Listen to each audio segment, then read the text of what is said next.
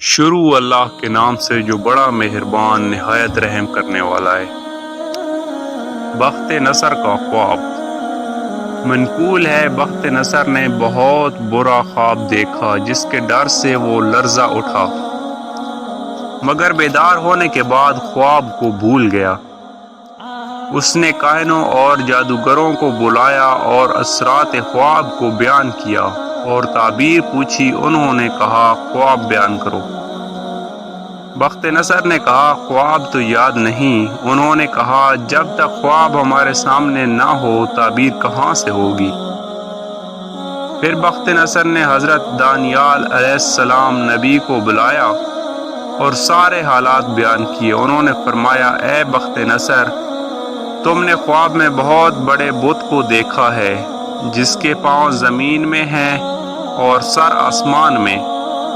اس کے اوپر کا حصہ سونے کا ہے اور درمیانی حصہ چاندی کا، اور اس کا نچلا دڑ تانبے کا ہے، اور اس کی پنڈلیاں لوہے کی اور اس کے پاؤں کھنکھناتی مٹی کے ہیں۔ تم اس کو دیکھ کر اس کے حسن و جمال اور کاریگری پر حیرت زدہ ہو رہے تھے۔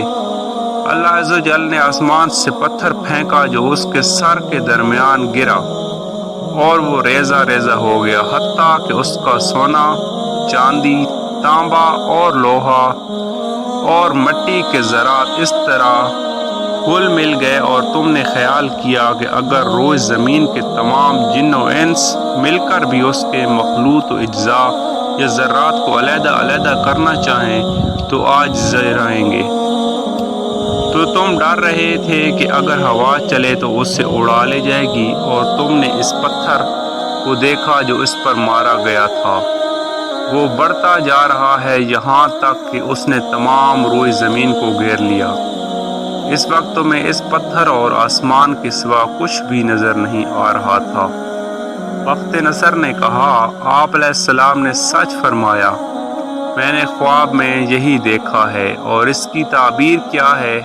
حضرت دانیال علیہ السلام نے فرمایا بت وہ مختلف امتیں ہیں جو ابتدائی، وسط اور آخر زمانوں میں ہوں گی، اور وہ پتھر جس سے اس بت کو پاش پاش کیا جائے گا وہ اللہ عز و جل کا دین ہے، جس کے ذریعہ آخری زمانہ میں تمام امتوں کو ختم کیا جائے گا تاکہ اللہ عز و جل اس دین کو تمام ادیان پر غالب فرما دے۔